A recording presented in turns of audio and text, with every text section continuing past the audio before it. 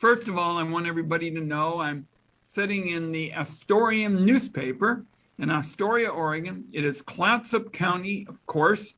And my first message today is neither rain, nor sleet, nor snow was going to keep us from having town hall meeting number 1011 here in Astoria this afternoon. And I really want to express my appreciation to Nathan, People's Town Hall. They're throwing open the digital doors of government. That's what we have tried to emphasize. We're so far from Washington, D.C. Astoria to DC is about 3,000 miles. And for a lot of folks, it might as well be Mars for all the connection it has to their lives. So what I try to do is shorten the distance, and these community meetings where people of any philosophy or party can talk about what's on their mind. We do them just because it's one way to chip away at some of the understandable skepticism and mistrust of government. Now, we'll go right to everybody's questions here in a moment.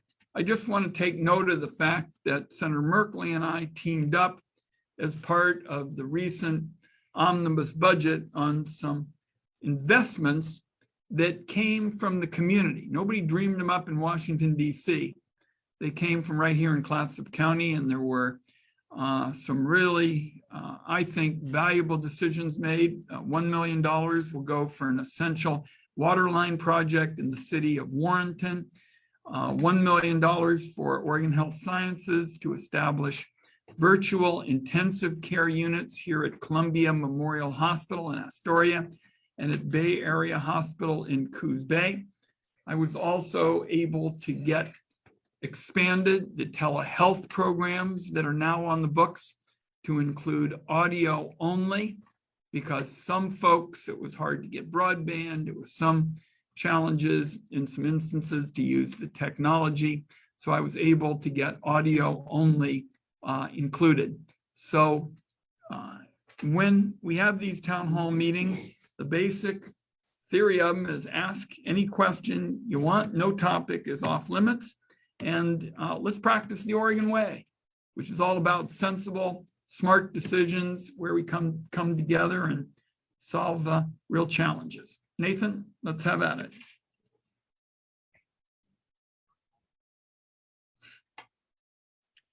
Well, first of all, welcome to Astoria again, Senator Wyden. On behalf of everybody in Clatsop County, we're thrilled to have you here. My question's about democracy, which is what you mentioned. I like so many, I hope millions of other people, I'm really concerned about the threats to democracy from within our country. And I'm wondering what you and other like-minded members of Congress are going to do to deal with the too many members of Congress who seem to be preferring authoritarian government, the sedition caucus, the Putin wing of the GOP, whatever you want to call it. I find it hard to believe that so many Republicans really believe that, but apparently they do. So I'd like to know your take on things and what you think the Senate can do to make things better. Oregonians have a right to be concerned about the anti-democratic, pro-authoritarian behavior. Certainly some members of Congress and high-profile leaders calling Ukrainian President Zelensky a thug, in effect parroting Russian propaganda, shamelessly backing efforts to subvert the will of the voters. I mean, these are real risks to democracy. And some of this behavior coming from elected leaders, my fellow members of Congress, is just wrong and a real threat to, our system. You try to forget what happened on January 6th, pretend like you can reinstate the person who lost the 2020 election, basically ignoring the Constitution. We're better than that. Now, what I've tried to do is say, let's practice democracy the Oregon way. I'm the first senator who was elected completely by mail. And the mail-in vote is the gold standard of casting an informed ballot. Because when you get your ballot in the air, excuse me, in the mail, you'll have a chance to review it, think about your decisions, ballot measures and candidates and the like. And as I say, I think it's the best way to have an opportunity to be an informed voter. So we make voting for our eligible citizens accessible. We ask for transparency. We demand accountability. And most important, Lori, is that our system started out being bipartisan.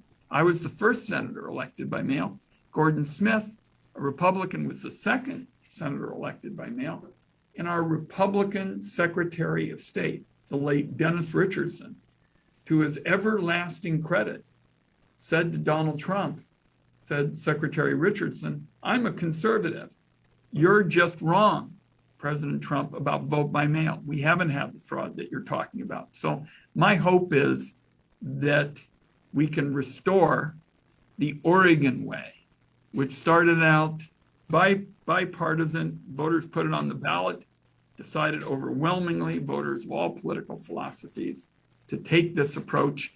And my hope is one of the best ways to combat these authoritarian, anti-democratic approaches is to keep coming back to better alternatives, which I just described. And feel free, anybody who'd like to follow up in any way they'd like to. Lori, did you have Well, a comment?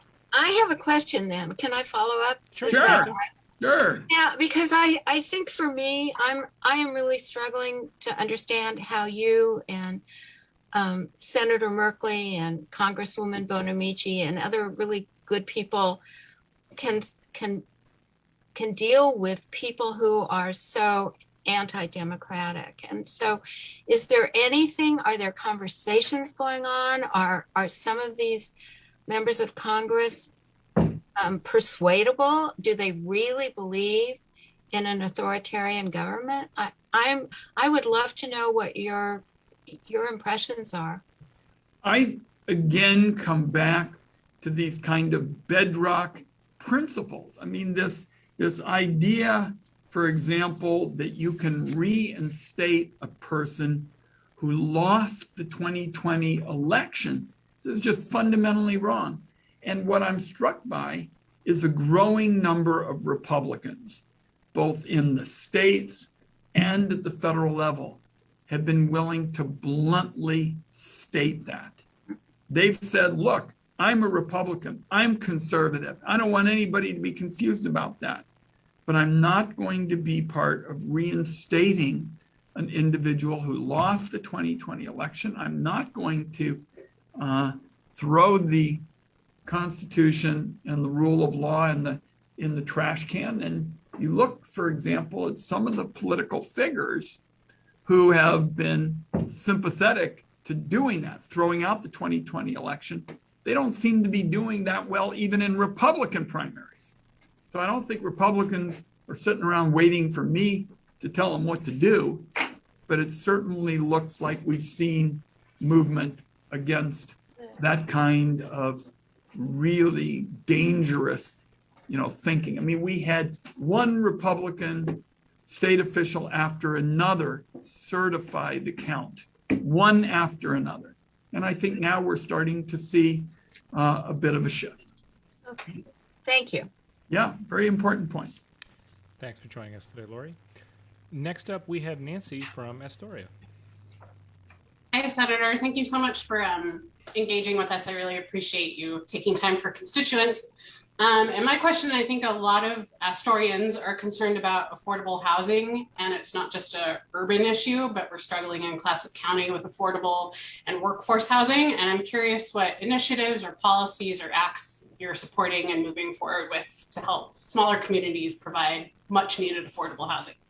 Nancy, what I've tried to do, and I've proposed federal legislation, it's called the DASH Act, Decent, Affordable, Safe Housing for All, is to create more options for individuals at various income levels. For example, I've been able to expand the LIHTC program, the low income housing tax credit program, make it more flexible, expand it.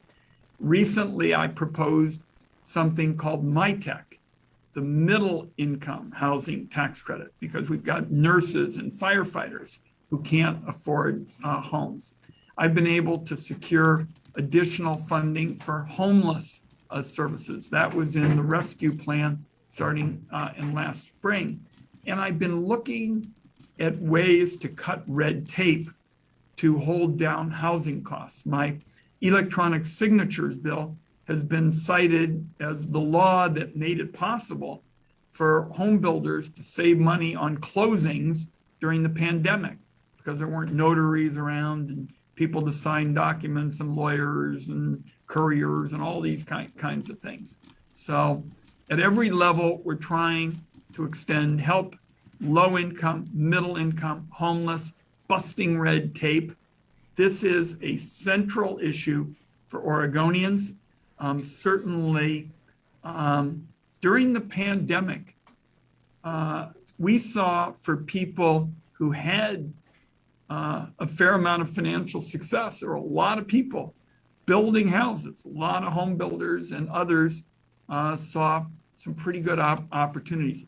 I'm particularly concerned about people who are falling between the cracks, and those middle income people and people looking to be part of the American dream, buy their first home. Those are the people that are going to benefit with my focus on getting the tax relief to people in the middle. Recently, I proposed the billionaire income tax, because so many billionaires can go for years on end without paying any tax at all. And recently, President Wyden picked up on it.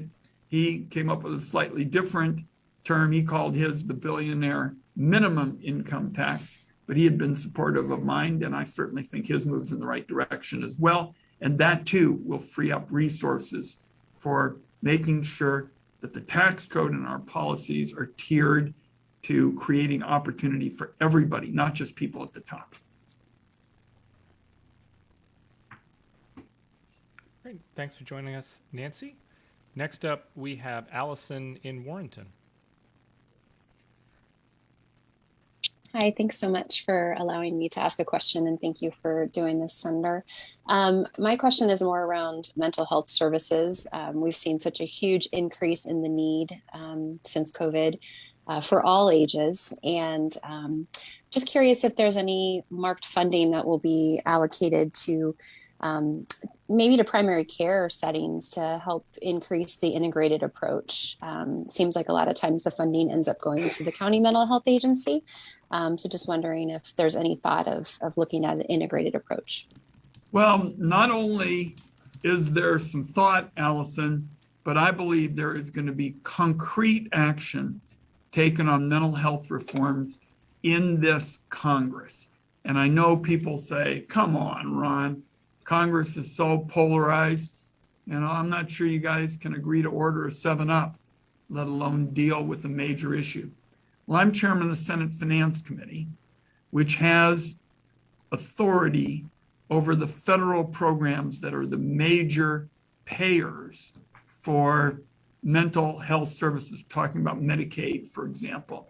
And I was already able in this Congress to secure $1 billion, this was in the recovery plan last year, for an agreement between the mental health folks and the law enforcement people to deal with the kind of situations that have produced these tragedies on the streets. In effect, the way you want to have it work is when the call comes in, the 911 call comes in, the mental health people, the law enforcement people team up. If it is somebody out shooting guns and the like, out go the police. If it's someone with a mental health challenge, you use mental health services. And this has actually been working in Oregon, in the Valley. And I think it's going to be very successful. And Senator Cory Booker, a very prominent Democrat, likes it. But also Senator Tim Scott, a conservative Republican, has talked with me about this, and he likes it as well. So I think this is just the beginning. And this morning, we had a session in Portland, myself, Senator Merkley, Congresswoman Bonamici in the metro area to talk about the area I think you're most interested in, behavioral health and integrating services. We had some great news for Oregon a couple of weeks ago. Connie and Steve Ballmer, who are very renowned. Mr. Ballmer got to start Microsoft, owns basketball teams. And Connie Ballmer, his wife, a Duck, who I've known for many years, decided to make available very substantial sums at the University of Oregon and at Concordia College in the metro area. And they're going to be training the behavioral health specialists of the future to do exactly what you're talking about. Work with other providers in an integrated kind of fashion. I will tell you, Allison, this is deeply personal to me. I consider this the cause of a lifetime. My brother Jeff was schizophrenic. Every night for years on end, we went to bed worried that my brother was going to hurt himself or someone else. And ever since then, in the Wydens, we've been working for reform. For example, we've had 3 hearings now in the Senate Finance Committee, which is the committee I chair. Senator Mike Crapo, Republican of Idaho, is the senior Republican. We have said we're going to produce a bipartisan bill. There are a number of pieces to it. One area I feel very strongly about is under federal law, there's supposed to be parity so that mental health gets treated like physical health. Well, at our last hearing, the Government Accountability Office said, well, Mr. Chairman, it's not always like that. And I said, why is that? They said, well, we discovered a fair number of ghost networks. I bet a lot of people following this today don't know what a ghost network is, but a ghost network is what it sounds like. There aren't any healthcare providers. You can't get any good information about services. And when you get one of these outfits to actually pay a bill, the amount they pay is so puny, it's like the patient and their family has to eat it all themselves. So I want you to know, Allison, we're going to be focused on integrated care, just like you're talking about. We're going to focus on the kind of thing we talked about today in Portland, the Ballmer Center. And you've been able to see what I was able to do with Medicaid under what I described the program where the situations on the street with the mental health and police, 85% of it's covered by Medicaid, which pays more for mental health services than any other program. So the parity law, making sure we integrate the care and focusing on behavioral health are all going to be key components of this effort. And my sense is, Allison, and I'm so glad that you asked the question, is thousands of Oregonians are suffering silently in mental health deserts. And I'm determined to end that. The Ballmer program is a good model for us to pick up on. We're going to work in a bipartisan way. The problem was serious before the pandemic. It has grown many-fold since the pandemic. And to give you an idea for young people, because I'm sure that's the case on the coast, at our earlier hearing, a young man from Lapine High School who's going to go to Johns Hopkins next year, he's a real star. He said that 80% of the referrals from his high school to mental health professionals went unanswered. So we got a lot to do here. 3 cheers for you for bringing this up. And I want you to know I consider this the cause of a lifetime. Thank you, Senator. Thank you. Thanks for joining us today, Allison. Next up, we have Scott in Astoria. Hi, Senator. Echo my thanks for you having these town hall meetings every year. Really appreciate that. I'm sure you've heard about the Bureau of Ocean Energy Management's plan to establish 3 offshore wind call areas on the southern Oregon coast. These sites total over 2,100 square miles, nearly all of which is in the commercial fishing grounds. Even a project to tent that site would devastate the local commercial fishing industry, as well as have a severe impact on fishermen from other parts of Oregon and Washington that also fish on the South Coast. Will you, Senator, help us to stop the appropriation of our fishing grounds by a federal agency that has shown little regard for the coastal communities that depend on our fisheries?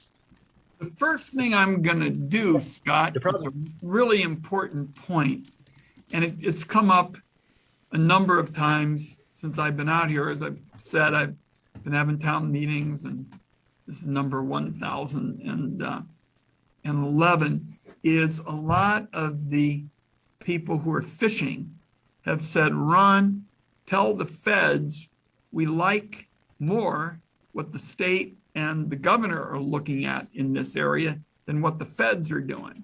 So what I'm going to do, I gather there's some hearings that are coming up.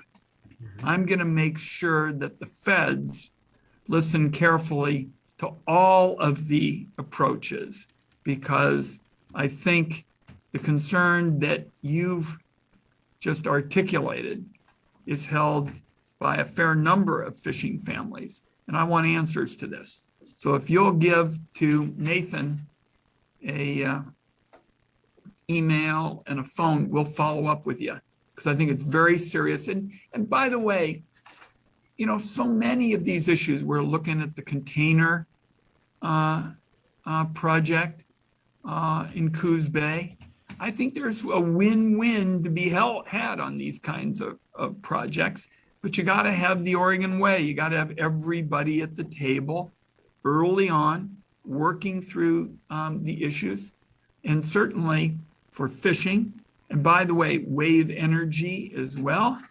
You've got to think this through carefully, and I'm committed to doing that. And I told the South Coast at my town hall meeting there that Fritz Graham, the inimitable Fritz Graham, is happy to meet with fishing families here to work on the issue. I very often go into a store. I can go into Safeway or Fred Meyer or something, and people say, you know, Ron, I think you're an okay guy, like you, but I really like Fritz Graham, the guy on your staff, because he's so responsive and follows up. And I always tell Fritz I know my place. But seriously, we're happy to follow it up. So glad you brought it up, Scott. And, you know, on my watch, you know, what we do is bring people together. You know, we've already had 6, 7 questions. Nobody's talking about Democrats and Republicans. We're talking about solving real issues the Oregon way. Thank you. Thank you. Okay. Thanks for joining us, Scott. Next up, we have Vicky.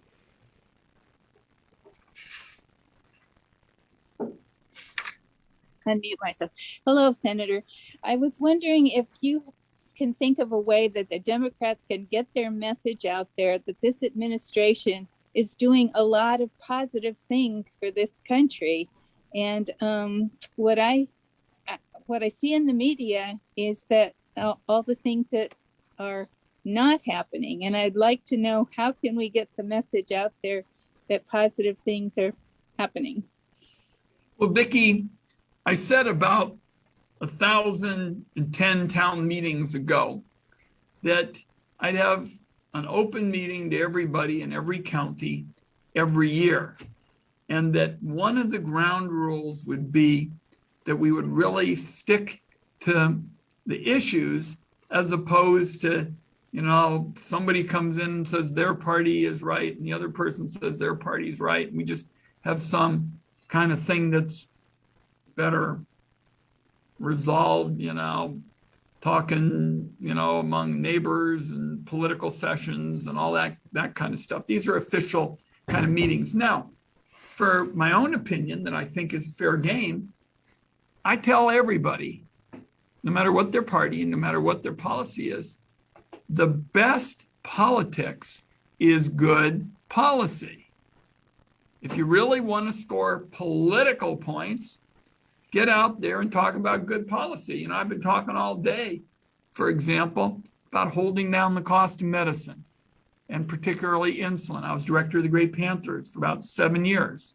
We're going to be pushing very hard to finally get our bill passed so that Medicare can negotiate to hold down the cost of medicine, starting with the expensive drugs, you know, the cancer drugs, the arthritis drugs.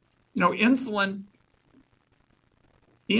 today has gone up again and again and again. It's basically the same insulin we had decades ago. The only reason it's going up in prices is because the drug companies can get away with it. Same thing with squeezing the little pharmacies. We've been losing a lot of them. So you want my opinion, the best politics is standing up for people who are tired of getting mugged when they're waiting in line at the pharmacy. And that's what I'm focused on. So I guess what I want to ask you is, do you feel like you are getting the press coverage for these things that you're talking about in town halls, or are they only being heard by Democrats? Is it not how is that message needing to get out there more by the media? And I don't see the media picking up on these messages.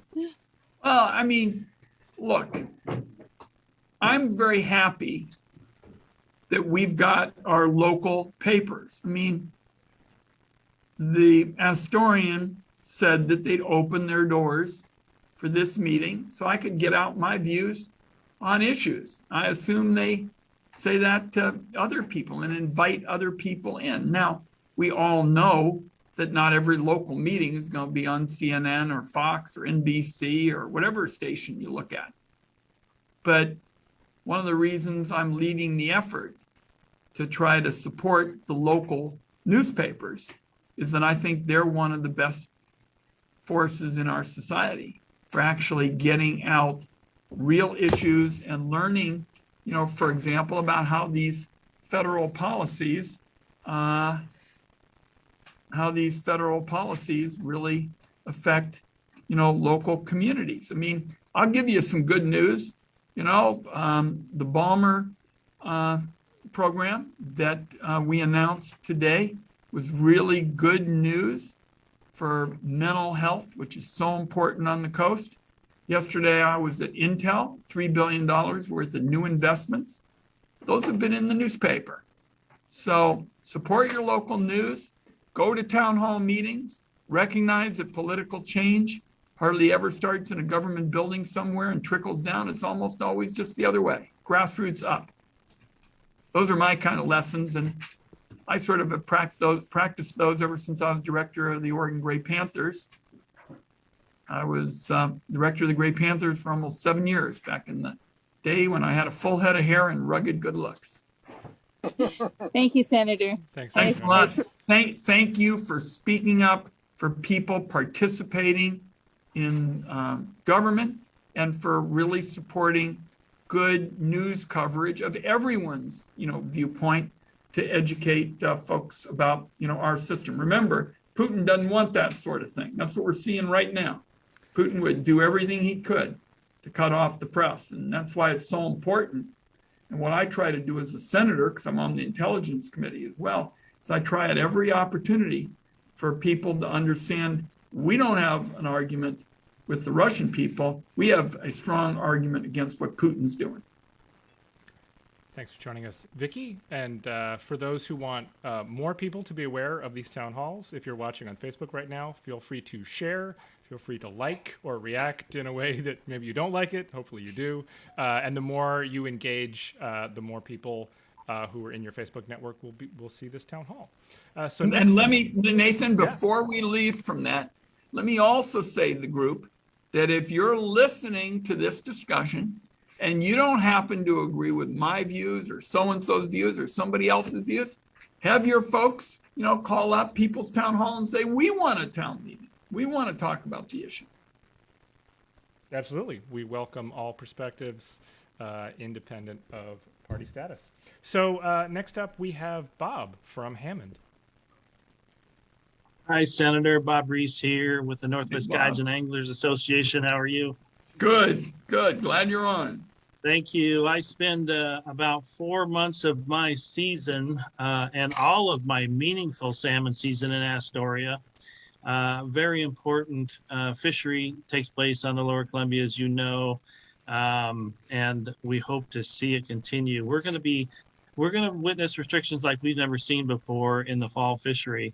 And it's very concerning to the people I represent, about 52 fishing guides and charter boats on the North Coast and in Southwest Washington. We just had an April 6th closure for spring Chinook, which it really cuts off one of the mainstays. One of the greatest transfers of wealth from urban to rural communities is when we bring our customers from the Portland area to tiny town Astoria or tiny town Westport, Oregon, or Clatskanie, Oregon. You know all these places because you've done your magnitude of town halls in a lot of these places, and appreciate the great work you've done on behalf of salmon. The River Democracy Act is a recognition of how important our waterways are. The amendments that you helped pass that protected Willamette River steelhead from going extinct. We are eternally grateful. The reduced red tape legislation that you introduced. We know you're working on our behalf, and we deeply appreciate that. We want to continue to raise the importance of Snake River salmon recovery. This April 6th closure is due to necessary protections under ESA to ensure that Snake River spring Chinook have an enduring legacy. We target just hatchery fish in the spring run of salmon. Models, you'll see some new models coming out and some graphics that indicate if we had Snake River salmon recovery, we could see returns of over 1 million salmon, spring Chinook alone, come back to the Snake River instead of 130,000 at the river entrance mouth this year. So, and that's one of the better years in the recent 10-year history. So we want to continue to engage your office and other elected officials on Snake River salmon recovery. We're hoping that you can join kind of the momentum that's happening in Congress, both bicameral and bipartisan.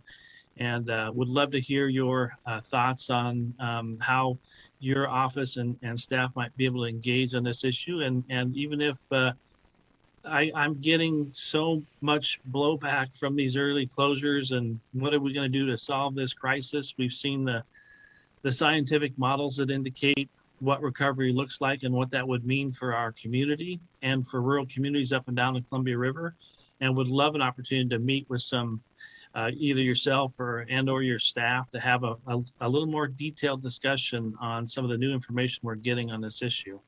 Bob, we'd be glad to do it. You know, we've worked with you a lot over the years, and the groups that you have been involved with, I've always found to be very constructive. And here's where I think we are. First of all, my door is open to all sides with respect to the Snake River.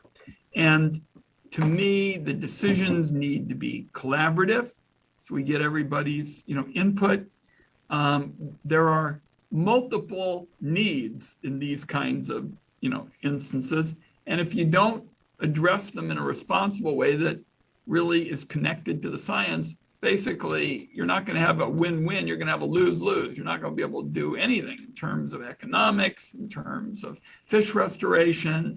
You're not going to be able to address your challenges. So I'd really encourage you and the folks that you're working with, if you can get a cross-section of communities to get together, talk about multiple needs and challenges. Fritz and I will be happy to meet with you, because I think we know there's a variety of these efforts going on now. Governor Inslee and Senator Murray are talking about it up in Washington State, where obviously they have great interest in these issues, as we do as well. And this is a perfect kind of example. If Tom McCall was alive today, he'd say, let's have the Oregon way, bring everybody together, try to meet these mutual kind of needs. Let me also use the fact that you're talking about fishing to talk about developments tomorrow. I'm bringing out from Washington, D.C., the trade representative, U.S. Trade Representative Tai, to come, meet on the marina with folks to talk about how we would use the federal international trade policies to combat what are harmful and unfair fish subsidies by foreign governments. And we're talking particularly about China, that are really bad for the environment and put Oregon fishers at a competitive disadvantage. So we'll look forward to talking to you about that. It's a little bit different than the snake issue, but related in the sense that these are both federal policies where I think we can get a better shake for Oregon communities, for our multiple, needs. And look at some of these China trade practices. And, it's one thing people say, well, our government is doing things too. Our government is trying to encourage, for example, environmentally friendly practices. China is, really kind of using unfair, subsidies to fish in distant waters and all that kind of stuff. So we're going to talk about that tomorrow. We'll also work on the snake with you. Thank you so much. Again, we appreciate your dedication to our community of people. And if it's okay with you, we'll reach out to Fritz and see about addressing one of those meetings in the near future. We'd like to do it. And one of the reasons that I have focused on China, I was recently named to the conference committee that's going to work on the Senate, House China bill. And this is really about fairness. And in a lot of these areas, China is engaging, like we're going to talk about tomorrow, in anti-free market practices. Yeah, thank you so much. Thank you. Thanks for joining us today, Bob. So we do have a little bit of time to get to some of your questions on Facebook. If you are a constituent, if you're an Oregonian, particularly if you're in Clatsop County, share your questions and we'll get to as many as we can. So we have a couple questions that I'm going to merge if folks don't mind. We've got one from Dusty in Astoria and another from Thomas in Astoria, who are both asking about federal infrastructure spending and the need for that versus the potential for its increasing inflation further. Senator Wyden, do you have any thoughts on that? Well, I think there are a couple of questions. First is the key on inflation is to reduce costs everywhere you possibly can. And just think about what we've been talking about for the last hour or so. I talked about reducing costs in medicine. I'm talking about telehealth, which means people don't get out and have to drive and buy a lot of gas and all the rest, and holding down the cost of prescription drugs. I talked about anti-red tape in the housing area, which is hugely important because housing has been such a factor in the cost of housing going up and being priced out of reach for a lot of folks, particularly middle income people. Energy is a third area. I have been able to get out of the Finance Committee the Clean Energy for America bill, which the Rhodium Group and other independent sources have said would significantly reduce energy costs. We take away some of the foreign subsidies, which really, again, distort the market. And I took the tax code really in the trash can, Nathan, because there are 44 separate breaks. We got rid of all of them. And now we have one for clean energy, clean transportation, and energy efficiency. And we say that this is a market-oriented, tech-neutral approach so that any energy source, which this too can create competition, be anti-inflationary in nature, any of those energy sources, the more they reduce carbon emissions, the bigger the tax savings. And people ask me, what is the big lesson of the Ukraine-Russia war? And I will say the big lesson is we cannot get off our dependence on these fossil fuels fast enough. Because if you really want to make Putin, poorer, you don't buy their fossil fuels, their gas and their oil, and you make it clear that you're going to be independent and do it in a way, as I've just described, that can help bring down costs, reduce inflationary pressures in areas like healthcare, housing, energy, and there are other areas as well. Great. Well, thanks for the question, Dusty and Thomas. We have a question from Cheryl in Astoria. Cheryl says, and I quote, "Please explain why you voted no on the $10 billion COVID relief bill." I don't believe that bill has come to a vote. Correct me if I'm wrong, Senator. No, there was one vote on it, and where is our caller on my screen? Or is she typed this in, so she's not live with us. Her name was Dusty? This is Cheryl. Oh, Cheryl Conway from Great. Astoria. Cheryl, the reason I voted no, and I'm glad you asked because a lot of folks have been asking about it, is I certainly support the need for more COVID assistance. We've seen over the last 10 days, for example, the rise, particularly in some East Coast communities, of the new variant. So I certainly support the funds for vaccinations and testing and everything else that helps us do as much prevention as possible. I voted no because I believe that the funding formula, the way in which the resources were raised, was very much against rural communities, our small businesses, and our tribes. And the reason I say that, and Julie, I'd be happy to get you more information on this if you'll give Nathan an email and a phone. In the Recovery Act, I was able to get funds set aside, particularly for those rural communities and small businesses and tribes. And I knew there'd be a fair amount of opposition. We're also trying to help transition a lot of those smaller communities away from this kind of a roller coaster ride where they get some help and then it goes and then it comes back. And, you know, a lot of small communities are hurting, and these funds were there to look at investments like broadband, for example, in terms of communications, and rural healthcare, and repairing outdated infrastructure. So I'm glad that you asked the question, Julie. I did vote no. I would vote no again if we were to retake that vote on the same kinds of circumstances. And I did it because while I strongly support the need for additional COVID assistance, I thought the funding formula in the new bill was unfair to particularly rural communities, and Oregon is mostly rural. Great. Well, thanks for the question, Cheryl. We have a question from Terry. I'm sorry. Was that person named Cheryl? It was Okay. Cheryl. Yeah. Okay. All right. No worries. I know there's a Julie here on the screen. All right. Thank you. And so Terry asks, Senator, can you explain the SALT deduction, raising it from 10,000 to 80,000? My research shows this deduction will only help the very rich. It seems to me they are not the ones that need more tax deductions. Can you understand why Democrats would even consider this deduction?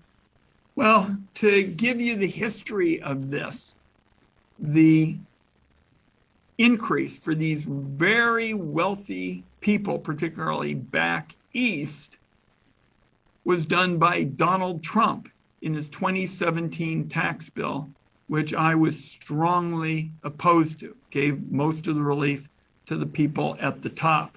So the question is what to do now.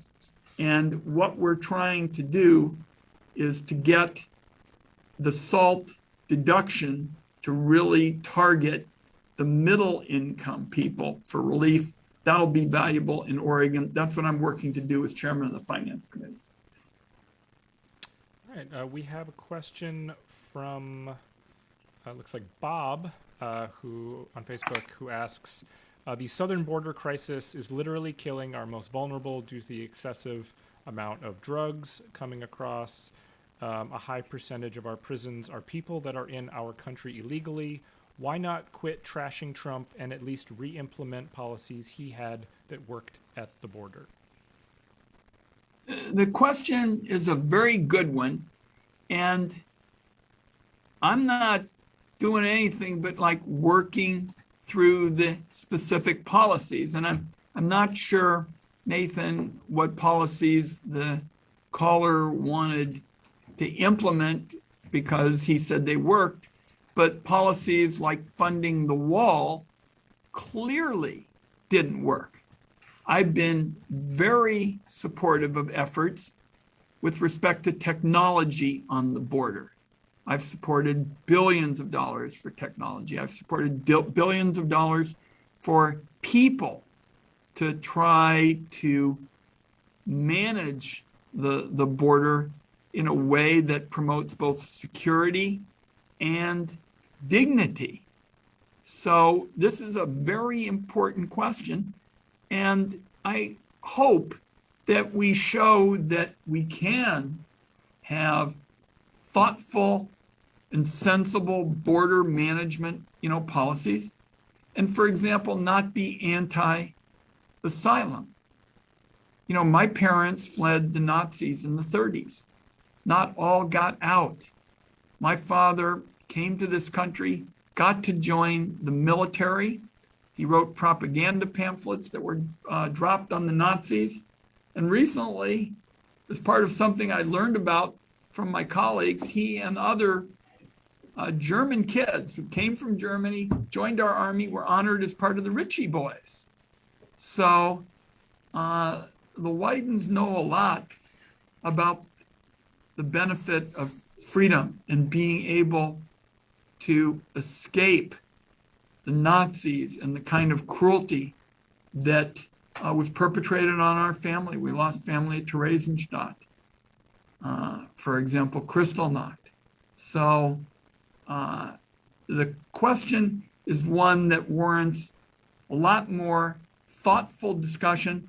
I'm for policies that do work, like technology and sensible ways to have people in security at the border, carrying out work in a way that ensures security and dignity, because I think that's what's in our national interest. And as I say, my family knows something about this because my parents fled Hitler. Not all got out. And my father was the biggest patriot you could ever meet and was so thrilled that he could serve in our army. And I actually have a picture of my dad with a big bullhorn translating the terms of surrender to the Nazi soldiers in German. And I can practically to this day see my dad kind of smiling over the ability to tell the Nazis that cruelty was at an end. Okay, well, thanks for the question, Bob. I know our other Bob Rees, had a question about salmon recovery. I just want to acknowledge there are also a number of other folks who have questions about salmon recovery and the Snake River dams. Senator Wyden, I don't know if you had anything additional you wanted to add on that. I think we covered it well. Bob Rees and the groups he works with are thoughtful. They understand the importance of multiple use, good science. Snake River issues are one where we want to bring our communities together. It's different than the issue we'll talk about tomorrow with respect to outdated trade rules and trade principles that unfairly target Oregon fishers, but we'll be picking up on both. Terrific. And then we have one final question from Lee, who asks, Senator, what are the chances of some of our counties seceding, I think, to Idaho? Can this really happen? We don't want to live in Idaho. Thank you, Senator Wyden. Well, first of all, I feel so strongly about protecting all 36 of our counties. And in fact, right now, when we're going to get another congressional seat, I think it's a real head scratcher for us to say we ought to give up some of our influence in the United States Congress. Nathan, I get the frustration that you see in a lot of rural communities, a sense that people aren't listening. Well, that's what I'm trying to change. In fact, what I'll be doing next week is I'll be going out to all of those small rural communities, many of which did vote to secede. And I'm going to treat their viewpoints with the kind of respect and dignity that they deserve. And we'll have a good conversation. That's the Oregon way. Let's talk this through. And I happen to think if we do, we'll see that we're better together. And a great way to close up the meeting, Nathan. Big thanks to you. Also, little bouquet tossing to the Astorian, always standing up for the First Amendment and speech and the chance for people to be heard. Folks, I don't have all the answers, not by a long shot. Sometimes I cast a vote at 11 o'clock in the morning and family and friends call and say, you really blew that one, Buster. And very often they're right. But what I do know is this is the way we ought to do it. And when I came to the Senate, nobody had ever done this. Have an open to everybody town hall meeting so that Oregonians could be heard. I made it a priority. This is right at the center of what I think public service should be all about, is listening to Oregonians and then following up. So I just want y'all to know, big thanks to everybody for listening, to Nathan for doing it.